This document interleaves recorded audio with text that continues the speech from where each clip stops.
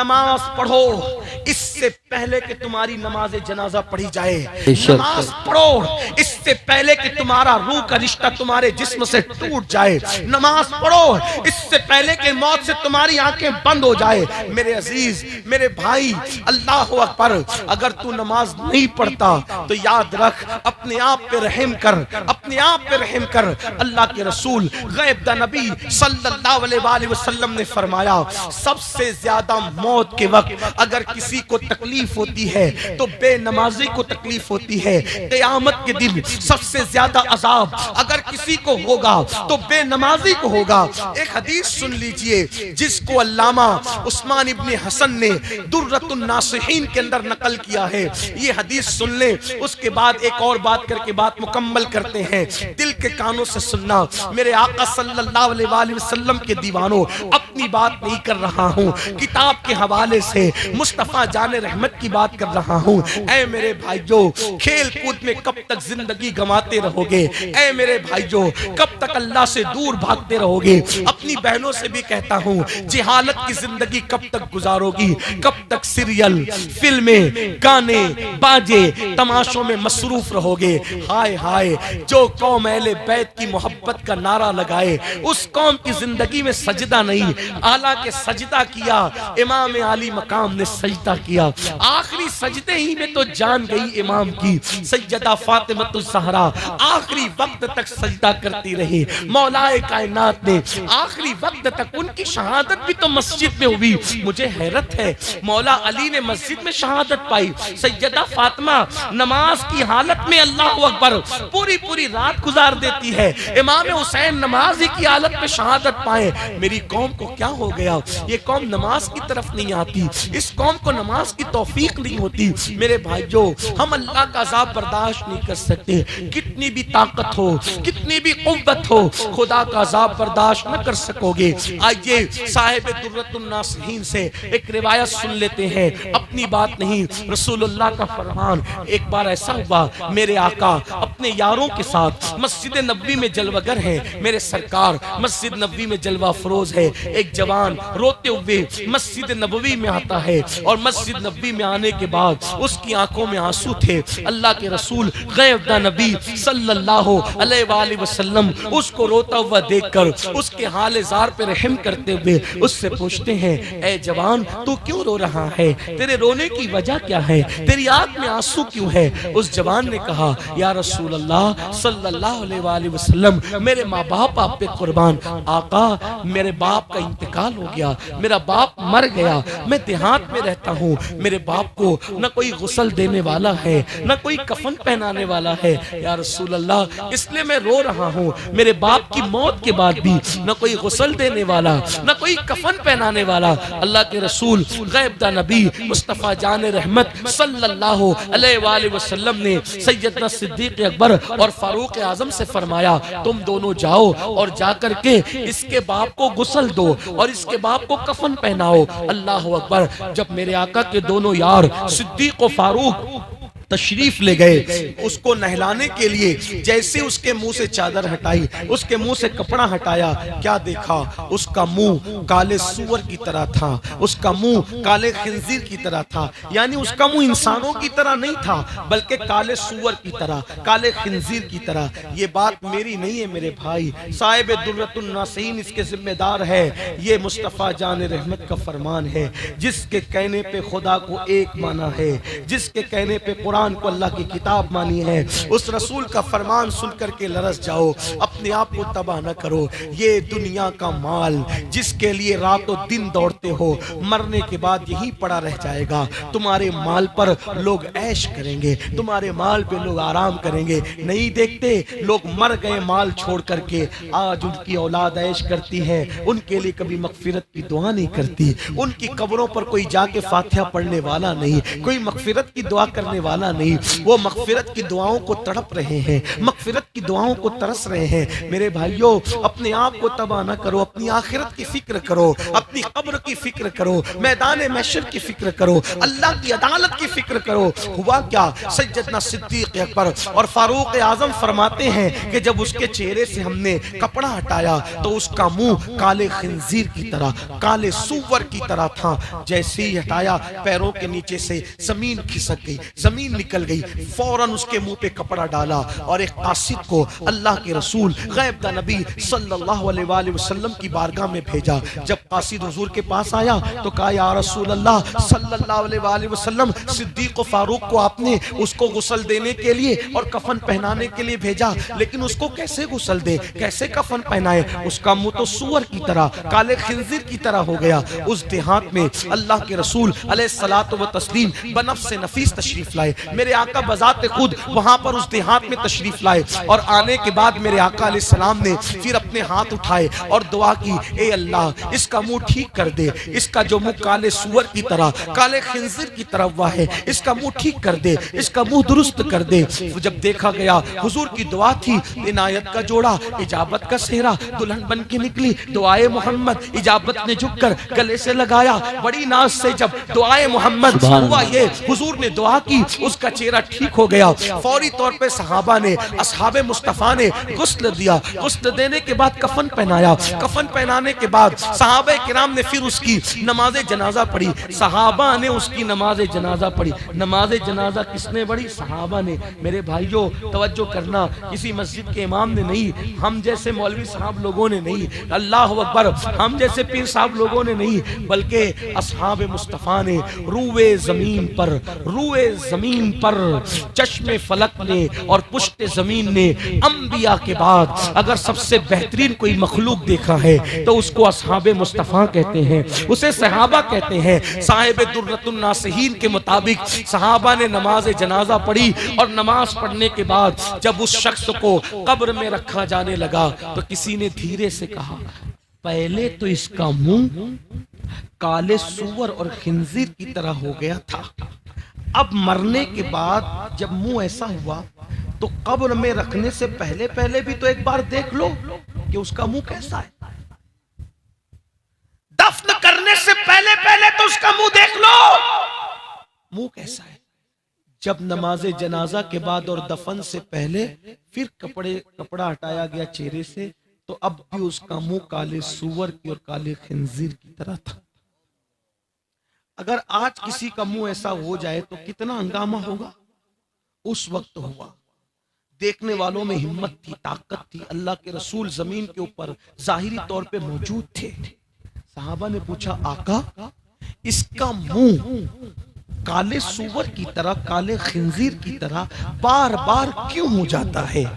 تو میرے آقا نے خود کوئی جواب نہیں دیا، فرمایا اس کے بیٹے کو بلاؤ۔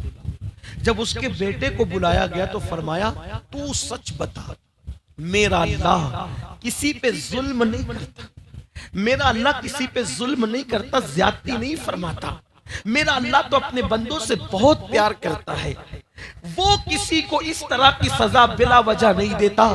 تجھے بتانا ہوگا کہ تیرے باپ کا جرم کیا تھا، تیرا باپ کرتا کیا تھا، کیا کرتا تھا تیرا باپ؟ تو اس جوان نے کہا، یا رسول اللہ صلی اللہ علیہ وآلہ وسلم، میرا باپ ہر نیکی کرتا تھا، لیکن جب نماز کا وقت آتا تھا تو نماز کے وقت میں وہ سو جاتا تھا، وہ نماز نہیں پڑھتا تھا، میرا باپ بے نمازی تھا۔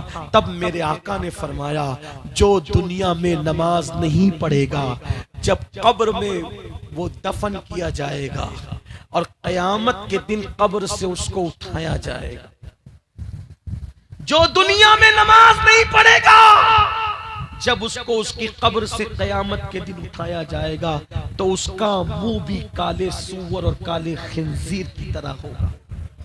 اللہ اللہ، ہنستے ہنستے کھلکھلاتے قہقہا لگاتے ہوئے نمازوں کو چھوڑنے والوں، یہ کسی لیڈر کا، کسی خطیب کا قول نہیں، یہ اللہ کے رسول کا فرمان ہے کہ قیامت کے دن وہ کالے سور کی شکل میں اٹھے گا۔ آپ سے پوچھتا ہوں، اگر چہرے پہ پھنسی آ جائے، پھنسی تو تم کسی محفل میں نہیں جاتے شرم کے مارے، جب پھنسی آنے پر کسی محفل میں نہیں جاتے شرم کے مارے، سور والا منہ لے کر رسول اللہ کی بارگاہ میں کیسے آؤ گے؟ اللہ کی بارگاہ میں کیسے آؤ گے؟ لرز جاؤ، لرز جاؤ۔ یہ گڑی ہوئی باتیں نہیں ہیں، یہ پڑھی ہوئی باتیں ہیں، کتابوں میں لکھی ہوئی باتیں۔ میرے بھائیوں، میں تمہارے سامنے جو ہے تمہاری منتیں کر کے کہتا ہوں، بہت دنیا کی رنگریلیوں میں ڈوب چکے ہو، نکلو۔ دنیا میں آوارگی کرنے نہیں آئے تھے، دنیا میں پاپ کرنے نہیں آئے تھے، دنیا میں عیاشی کرنے نہیں آئے تھے۔ مسلمانوں، ہم دنیا میں آئے، قرآن کہتا ہے الذی خلق الموت والحیات لیبلوکم ایکم احسن عملا، کہ ہم نے زندگی اور موت کو اس لیے پیدا کیا تاکہ ہم تمہارا امتحان لے، تمہیں آزمائے کہ کون تھوڑی سی زندگی پا کے اچھا عمل کرتا ہے۔ دیکھ لو یزید کی زندگی اور دیکھ لو امام حسین کی زندگی۔ یزید نے نمازیں چھوڑی، یزید نے شراب عام کیا، یزید نے عورتوں پہ پاپ کی نظریں ڈالی۔ وہ بادشاہ تھا، اللہ نے اس کو دولت دی، اس نے عیاشی کی، پاپ کی، آوارگی کی۔ آج اس کی قبر کا نشان موجود نہیں ہے۔ 15 بیٹے چھوڑ کے مرا تھا، ایک بھی بیٹا اس کی نسل میں موجود نہیں۔ میرے حسین نے اللہ کے دین پر اپنا سب کچھ لٹا دیا، بھوکے پیاسے رہے مگر نماز نہیں چھوڑی، عبادت نہیں چھوڑی۔ ارے تاریخ کی اوراق گواہ ہے کہ کٹا ہوا سر ہے، نیزے پہ چڑھا ہے، لیکن حسین بتا رہے ہیں میرے جسم کا تعلق میرے سر سے ختم ہو گیا ہے، لیکن تلاوت قرآن کر کے بتا رہے ہیں اب بھی قرآن سے میرا رشتہ موجود ہے۔ نیزے پہ قرآن سنا کر کے بتایا قرآن سے اب بھی میرا رشتہ نہیں ٹوٹا۔ جسم سے سر کا رشتہ تو کٹ چکا ہے، لیکن قرآن سے میرا رشتہ اب بھی باقی ہے۔ میرے امام نے نماز پڑھی، صراط مستقیم پہ رہے، سچائی پہ رہے، اللہ کے دین پہ استقامت کے ساتھ ڈٹے رہے۔ کیا ہوا؟ ایک بیمار چھوڑ کر گئے، بے شک بے شک۔ ایک بیمار۔ آج مسلمانوں کی کوئی بستی ایسی نہیں ہے جہاں امام حسین کی اولاد نہ رہتے۔ اس لیے یزید کو عبرت کی نگاہ سے دیکھو، چلتے پھرتے یزید مت بنو، اللہ کی بارگاہ میں رجوع کرو، توبہ کرو۔ پتہ نہیں کس کی زندگی کب ہے، کب تک ہے، ہمیں نہیں پتہ۔ یہ مت سوچنا میرے بھائی، بس گفتگو اینڈ کی طرف جا رہی ہے۔ خلاصہ کلام کہ جوانی میں گل چھدے اڑاؤں گا، عیش کروں گا، جب بوڑھا ہو جاؤں گا تب توبہ کروں گا۔ جوانی میں بھی موت آتی، آ سکتی۔ آج ابھی توبہ کرو، ابھی پلٹو، ابھی پلٹو، ابھی واپس آؤ، ابھی واپس آؤ۔ اللہ تعالیٰ نے آدم علیہ السلام کی پیدائش سے 4000 سال پہلے، آدم علیہ السلام کی پیدائش سے 4000 پہلے عرش پر لکھا تھا کہ میرا بندہ ساری زندگی گناہ کر کے اگر ایک مرتبہ توبہ کرے گا تو میں اس کے تمام گناہوں کو بخش دوں گا۔ سبحان اللہ سبحان اللہ۔ اللہ کا وعدہ ہے جو توبہ کرے گا اللہ اس کو بخش دے گا۔ آئیے دین کی طرف واپس آئیے، بے نمازی پن چھوڑیے، نشے کی عادت چھوڑیے، جھوٹ کی عادت چھوڑیے، پاپ کی عادت چھوڑیے۔ گناہ کے اندر سکون نہیں ہے، گناہ کے اندر اطمینان نہیں ہے، اور اگر گناہ کرتے رہے تو امام علی مقام کی آپ سے جنگ ہے۔ اور یاد رکھنا حسین سے جنگ کر کے جب یزید جیت نہ سکا تو حسین سے جنگ کر کے آپ کون ہوتے ہیں جیتنے والے؟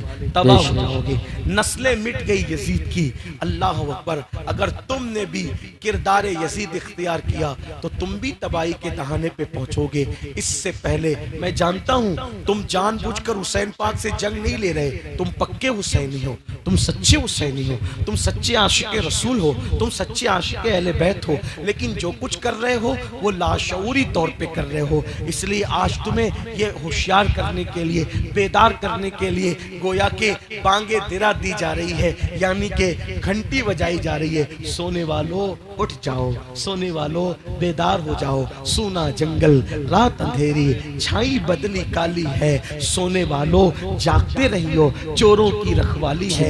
अगर आप इमाम अली मकाम के किरदार पर अमल करोगे तो देखना फिर मेरे हुसैन का करम कैसे छमाछम तुम्हारे घरों पे बरसेगा, मेरे इमाम अली मकाम का करम किस तरीके से तुम्हें ऊपर उठाएगा। मेरा हुसैन ऐसा बादशाह है, मेरा हुसैन ऐसा ताजदार है, मेरा हुसैन ऐसा आका है, अपने मानने वालों को कभी महरूम नहीं किया, अता पर अता किया, देने वाला बना दिया, मंगतों को दाता बना दिया, गरीबों को आका बना दिया, भिखारियों को बादशाह बना दिया। हुसैन ऐसा बादशाह है। इसलिए आइए अपनी जिंदगी बदलिए, अपनी जिंदगियों में इंकलाब पैदा कीजिए, अपने अल्लाह से वादा कीजिए कि मौला आज से पहले मुझसे जो कुछ हुआ मैं तेरी बारगाह में तौबा करता हूँ, मुझे माफ कर दे। क्या आपको नहीं पता हुर ने सारे जराइम किए, लेकिन जब आकर के मेरे इमाम से माफी मांगी तो मेरे आका ने हुर को माफ कर दिया और हुर को आजाद कर दिया, हुर को जन्नती बना दिया। आइए जहन्नमियों के खेमे से निकलिए। आजकल हमारे दिमाग में क्या खब्त सवार है, मैं अपने उलमा की तवज्जो, जहन्नम में कौन जाएगा पता है? सिर्फ वो 72 फिरके जाएंगे बस। आज हमारे दिमाग में क्या खब्त है, जहन्नम में सिर्फ 72 फिरके जाएंगे। और हम लोग सुन्नी है ना, जिना करे, शराब पिए, चोरी करे, झूठ बोले, बीवी को मारे, माँ बाप को धक्का दे, कुछ भी, हम जन्नती में जाएंगे। ये जन्नत लिखा के लाए हो तुम? वो 72 फिरके जहन्नम में जाएंगे, ये बात सही है, इसमें मुझे कोई इख्तिलाफ नहीं। लेकिन ये जो आपका खब्त है कि हम कुछ भी करें जन्नत में जाएंगे, ये धोखा है, बेशक बहुत बड़ा धोखा है। यहाँ इमामुल मुतकल्लिमीन अल्लामा नकी अली खान पहुंच करके बहुत बड़ी बात कहते हैं। फरमाया ये फिक्र रखने वाले यहूदियों से भी 2 कदम आगे निकल गए। मतलब यहूदी तो बस इतना कहते थे कि हम कुछ भी करेंगे, चंद दिन जहन्नम में रहेंगे फिर जन्नत में चले। यानी उनको ये था कि हम चंद दिन जहन्नम में रहेंगे, लेकिन ये मेरी कौम ऐसी कंफर्म जन्नत लेकर के आई है कि कुछ भी करो, कलमा याद नहीं फिर भी ये जन्नती, गुसल नहीं फिर भी ये जन्नती, वुजू का ढंग नहीं फिर भी ये जन्नती है, पूरी जिंदगी नमाज पढ़ना नहीं सीखा फिर भी जन्नती। तुम भी धोखे में हो। और अगर आपके स्टेज से ऐसे पापियों को कोई जन्नत बांट रहा है तो अल्लाह की अदालत में वो भी जवाब। बेशक बेशक बेशक, हक नमाज छोड़ के जन्नती हो। और फिर तुम्हारे पास कुछ ऐसे पीर फकीर आते हैं जो कहते हैं अरे हम है ना, हम है ना, तुझे क्या पड़ी है, हम बचा लेंगे। मैं कहता हूं ये बात किसी अल्लाह वाले ने कभी नहीं। जी बेशक बेशक, ये बात अल्लाह के रसूल ने खुद नहीं फरमाई। अल्लाह के रसूल ने खुद नहीं फरमाई कि जो चाहो करो मैं बचा लूंगा, बल्कि हुजूर ने अपने खानदान के लोगों से, हुजूर ने अपने खानदान के लोगों से कहा ए बनु हाशिम, हुजूर अपने खानदान वालों से कहे ए बनु हाशिम अमल करना, अमल। कहीं ऐसा ना हो कि दूसरे लोग अमल लेकर आए और तुम सिर्फ नसब लेकर आओ। जिसको अमल ने पीछे कर दिया उसको नसब कभी आगे नहीं कर सकता। अल्लाह अल्लाह, हुजूर ने अपने खानदान वालों को नसीहत फरमाई। और आज हम सिर्फ लोगों की चापलूसी की खातिर लोगों को भी धोखा दे रहे। अब इनको देखो मुफ्ती सलीम को, ये अल्लाह वाले, इनको देखो जन्नती हो जाओगे, ये देखो इनको ये जन्नती हो जाओगे। पागल हुए हो? जिनके चेहरे दिखाकर जन्नत बांट रहे हो इस बेनमाजी कौम को, जिनको कलमा नहीं आता, क्या जिसका चेहरा दिखा के जन्नत बांट रहे हो उसका भी जन्नत में जाना यकीनी है? हाय हाय हाय, बेशक। उसके ईमान पे खात्मे की क्या गारंटी है? सही बात, गौसे आजम रोते ईमान पे खात्मे के लिए। बेशक सरकार गौसे पाक जिसकी ठोकर से मुर्दे जिंदे हुए वो रोते ईमान पे खात्मे के लिए, गरीब नवाज रोते ईमान पे खात्मे के लिए। और आज हम इतने बेबाक, हमारे घरों का हाल ये है कि घर की फ्रिज में शराब रखी हुई है और हमारी जन्नत ही नहीं जाती। इसीलिए गालिब ने कहा था रिंद के रिंद रहे हाथ से जन्नत न गई। मेरे भाइयों बदलो अपने आप। और उलमा जब नसीहत करते तो लोग हंसते हैं। जुमा के दिन क्या करेंगे, अरे मौलाना तो बहुत लंबी तकरीर करते हैं यार, छोड़ अभी क्या जाना, अभी बोलेंगे इससे बचो उससे बचो, ये मत करो वो मत करो। उलमा से दूर रहने वालों, तुम्हारी सबसे बड़ी तबाही की वजह उलमा से दूर रहे। बेशक सरकार गरीब नवाज फरमाते हमारे दौर में एक शख्स मरा तो تو جب اس کو اس کی قبر میں رکھا گیا تو اس کا منہ قبلے کی طرف کرتے تھے تو اس کا منہ قبلے کی طرف نہیں ہوتا تھا. اللہ لوگ کرتے تھے پھر جاتا تھا, پھر کرتے تھے پھر جاتا تھا. تو ایک صاحب کشف بزرگ ہے فرمایا اس کا منہ قبلے کی طرف کرنا چھوڑ دو, اس کا منہ کبھی قبلے کی طرف نہیں ہو سکتا, اس لیے کہ یہ علماء مشائخ کو دیکھ کر کے غرور کی وجہ سے اپنا منہ پھیر لیا کرتا. اللہ تو جو علماء سے اپنا منہ جیتے جی پھیر لیتا تھا, اب مرنے کے بعد قبلے کی طرف اس کا منہ نہیں رہ سکتا. اللہ آج کل علماء کی کیا عزت کر رہے, اماموں کی کیا قدر کر رہے ہو. میں لوگوں کو کہتا ہوں, لوگ مجھے میرے خلاف ٹرین چلاتے ہیں, لوگ میرے خلاف باتیں کرتے ہیں, میں کہتا ہوں مقرروں کو بلاتے ہو, ہزاروں روپے دیتے ہو, مسجد کے امام کی کیا خدمت کرتے ہو, نعت خانوں کو بلاتے ہو, ہزاروں روپے دیتے ہو, اپنے امام کی کیا خدمت کرتے ہو. بلکہ امام کا حال کیا ہے, بڑی معذرت کے ساتھ, اگر اسٹیج سجے گا تو جو کبھی زندگی میں آپ کے گاؤں میں نہیں آیا وہ آگے بیٹھے گا, اور مسجد کا امام سب سے آخری میں پیچھے بیٹھے گا, اس کو دھکے دے کے پیچھے بٹھا. جو اللہ کے یہاں آپ کے آگے کھڑے رہتا ہے وہ آپ کے اسٹیج پہ پیچھے پڑا. اللہ یعنی اماموں کی کوئی قدر ہی نہیں, کوئی اہمیت ہی نہیں. مسلمانوں حق تلفی نہ کرو, کسی کی حق تلفی نہ کرو, نہ امام کی کرو, نہ بیوی کی کرو, نہ بچوں کی کرو, نہ ماں باپ کی کرو. بلکہ ماں باپ کے معاملے میں بھی لوگوں کا حال یہ ہو گیا ہے, سب کی خدمت کریں گے. ابھی یہ دیکھو تقریر چالو ہے, نذرانہ لا کر کے دے رہے ہیں, اللہ آپ کو برکت دے, کوئی غرور گھمنڈ کی بات نہیں, اللہ آپ کو برکت دے, اچھی بات ہے لا کے دے رہے. لیکن یہ جتنا ہم لوگوں کو لا کے دیتے ہو اس سے کم بھی کبھی اپنے ماں باپ پہ خرچہ کرتے ہو. اگر کرتے ہو تو ہم کو دینا فائدے مند ہے, ورنہ ماں باپ دوا کے لیے تڑس رہے ہیں, ماں باپ تڑپ رہے ہیں, ماں باپ کو جھڑکیاں دے رہے ہو, ماں باپ کو دھکے دے رہے ہو, ماں باپ کو گھور کے دیکھ رہے ہو. یہ تمہارے اور میرے نبی نے فرمایا, جس نے اپنے ماں باپ کا دل دکھایا جب مرے گا تو اس کی زبان پہ کلمہ جاری نہیں ہوگا. اللہ چاہے ہر سال حج کرتا ہو, چاہے ہر سال عمرہ کرتا ہو, مرے گا تو زبان پہ کلمہ نہیں آئے گا. ڈرتے کیوں نہیں, مرنا ہے, کامیاب مرنا ہے, جنتی ہو کے مرنا ہے. تو یہ سب باتوں سے توبہ کرو, بدلو اپنے آپ کو. جو توبہ کرتا ہے وہ گناہوں سے ایسے پاک ہو جاتا ہے جیسے ابھی اپنی ماں کے پیٹ سے پیدا ہوا. اگر سن کر بدلنے آئے ہو تو تمہارا جلسے میں آنا کامیاب ہے, اور اگر صرف بھیڑ کرنے آئے ہو کہ چلو مولانا کیا بولتے ہیں, بہت اچھی تقریر ہوئی, بڑے نعرے لگ گئے اور بہت اچھا بولے, بہت اچھا بولے, آپ کو کیا فائدہ ہوا. صحیح بات. آپ اپنے آپ کو بدلو اس سے پہلے کہ جسم کا رشتہ روح سے ٹوٹ جائے. اللہ کی بارگاہ میں توبہ کرو, اپنے اللہ کو مناؤ, اپنے اللہ کو راضی کرنے کی کوشش کرو. گفتگو کے درمیان اگر مجھ سے کوئی غلطی ہو گئی ہو, اللہ کی بارگاہ میں بھی توبہ کرتا ہوں. اللہ تعالی ہم سب کو معاف فرمائے. استغفر اللہ ربی من کل ذنب و اتوب الیہ. لا الہ الا اللہ محمد الرسول اللہ. کلمہ پڑھتے رہا کرو. میرے آقا فرماتے ہیں جو کلمہ پڑھتا ہے وہ گناہوں سے ایسے پاک ہو جاتا ہے جیسے ابھی اپنی ماں کے پیٹ سے پیدا ہوا. السلام علیکم ورحمۃ اللہ وبرکاتہ.